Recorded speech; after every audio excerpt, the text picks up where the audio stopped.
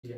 Assalamualaikum warahmatullahi wabarakatuh. Selamat pagi, salam sehat untuk kita semua. Jumpa lagi tentunya bersama Kak Iman di channel Kelas Mandiri. Selamat datang di Kelas Mandiri. Sebelum memulai pembelajaran hari ini, alangkah baiknya kita berdoa menurut agama dan keyakinan masing-masing. Berdoa dimulai. Berdoa selesai. Nah, hari ini kita akan masuk di pertemuan atau pembelajaran tema 7, subtema 2, pembelajaran yang keempat.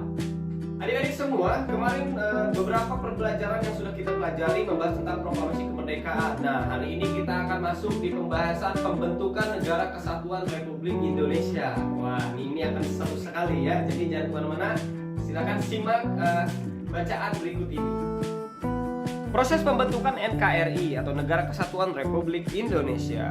Yang pertama, pembentukan kelengkapan pemerintah. Pada tanggal 18 Agustus 1945, PPKI mengadakan sidangnya yang pertama di Gedung Kesenian Jakarta. Sidang dipimpin oleh Insinyur Soekarno dan Dr. Andes Muhammad Hatta sebagai wakilnya. Nah, anggota sidang PPKI sebanyak 27 orang.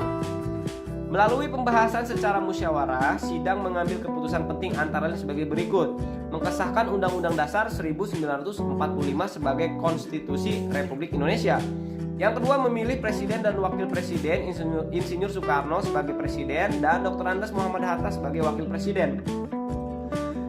Yang ketiga, tugas Presiden untuk sementara waktu dibantu oleh Komite Nasional. Nah, PPKI melanjutkan pekerjaan guna melengkapi berbagai hal yang diperlukan bagi berdirinya negara dengan melaksanakan sidang pada tanggal 19 Agustus 1945. Dalam sidang kedua PPKI atau Panitia Persiapan Kemerdekaan Indonesia menghasilkan keputusan antara lain sebagai berikut. Menetapkan 12 kementerian yang membantu tugas Presiden. Nah, yang kedua, membagi wilayah Republik Indonesia menjadi 8 provinsi, yaitu Provinsi Sumatera, Provinsi Jawa Barat, Provinsi Jawa Tengah, Provinsi Jawa Timur, Provinsi Sunda Kecil, Provinsi Maluku, Provinsi Sulawesi, dan Provinsi Kalimantan. Selanjutnya, masuk di pembentukan Komite Nasional. Nah, PPKI kembali mengadakan sidang pada tanggal 22 Agustus 1945 yang memiliki agenda pokok tentang rencana pembentukan Komite Nasional dan Badan Keamanan Rakyat. Komite Nasional dibentuk di seluruh Indonesia dan berpusat di Jakarta. Tujuannya sebagai penjelmaan tujuan dan cita-cita bangsa Indonesia untuk menyelenggarakan kemerdekaan Indonesia yang berdasarkan kedaulatan rakyat. Yang ketiga, pembentukan alat kelengkapan keamanan negara. Nah, banyak sekali ya dalam proses pembentukan Negara Kesatuan ini.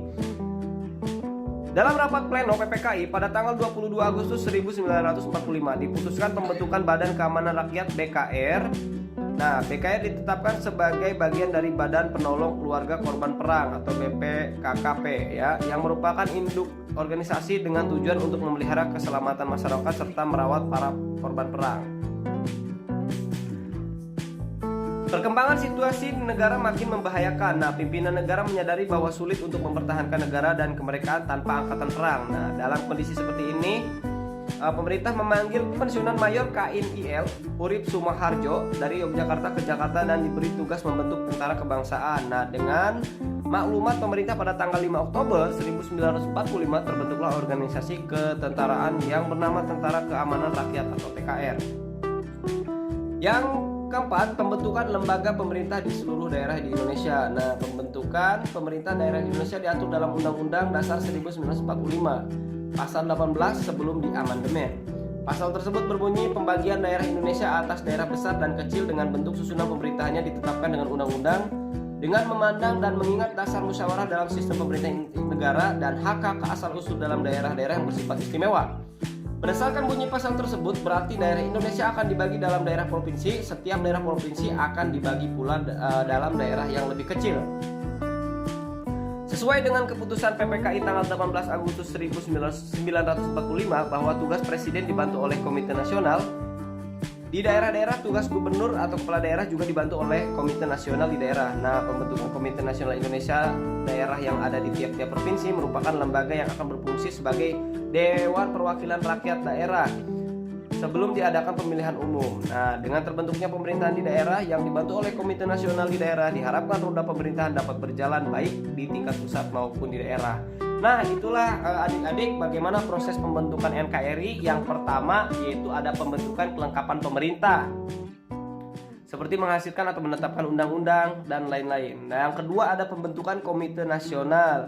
Yang ketiga pembentukan alat kelengkapan keamanan negara, yang tadi membentuk BKR atau Badan Keamanan Rakyat.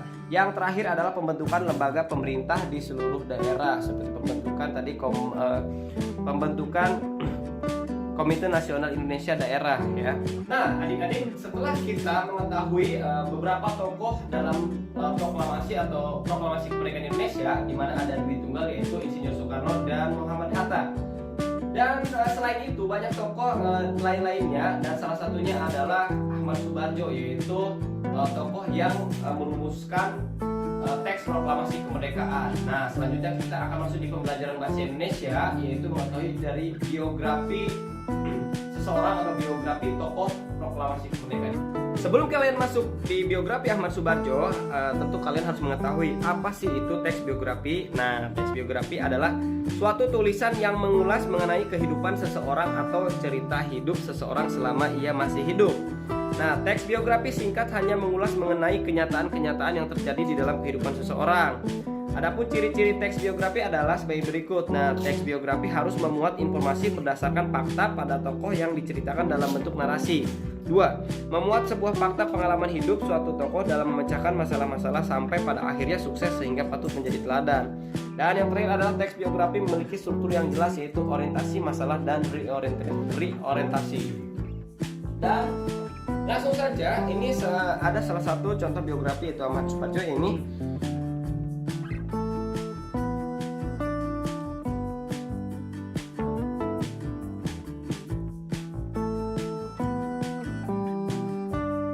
Kita masuk di pembelajaran PKN, yaitu di mana perbedaan merupakan sebuah anugerah yang harus kita syukuri. Nah, di mana keberagaman atau perbedaan ini salah satunya adalah suku bangsa atau budaya. Nah, kita akan mempelajari bagaimana unsur-unsur dari suku bangsa dan budaya. Unsur-unsur budaya yang pertama yaitu ada religi atau kepercayaan, yang kedua ada mata pencaharian, yang ketiga itu ada teknologi dan peralatan-peralatan, dan yang keempat itu ada namanya kesenian, yang kelima ada pengetahuan, sedangkan yang keenam yaitu sistem kemasyarakatan, dan yang terakhir adalah bahasa. Dan itulah unsur-unsur budaya yang terdapat di Indonesia, itu ada 7. Mari selanjutnya kita bahas berikut ini. Nah, yang pertama religi atau kepercayaan. Di Indonesia diakui adanya 6 agama resmi, yaitu Hindu, Buddha, Islam, Katolik, Kristen, dan Konghucu. Nah, semuanya dapat mengembangkan sikap toleransi dan kerukunan. Yang kedua ada namanya mata pencaharian. Nah, perbedaan atau keragaman alam di Indonesia menyebabkan mata pencaharian masyarakat juga beragam. Sebagai penduduk Indonesia menjadi petani karena memang tanahnya subur. Sementara itu orang-orang yang tinggal di tepi sungai atau pantai mengandalkan perikanan sebagai mata pencaharian dan menjadi nelayan.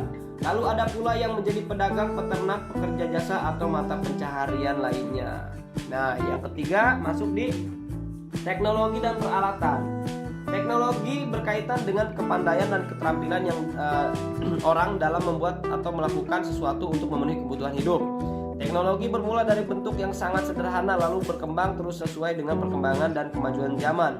Selain itu, kebutuhan manusia mulai beragam. Teknologi yang sudah ada sejak zaman dulu hingga sekarang seperti teknologi dan peralatan, senjata, wadah, alat angkut, tempat berlindung atau rumah, alat membuat makanan dan minuman, serta pakaian dan perhiasan.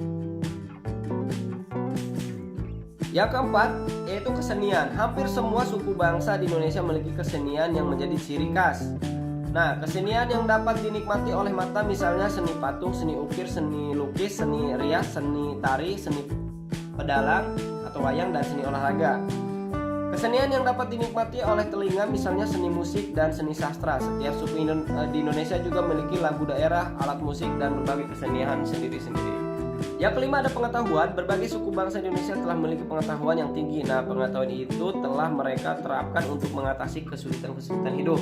Pengetahuan itu antara lain tentang alam sekitar, flora, fauna, bahan-bahan mentah, benda-benda di lingkungan alam, tubuh manusia, sifat dan kelakuan manusia, serta pengetahuannya tentang ruang dan waktu.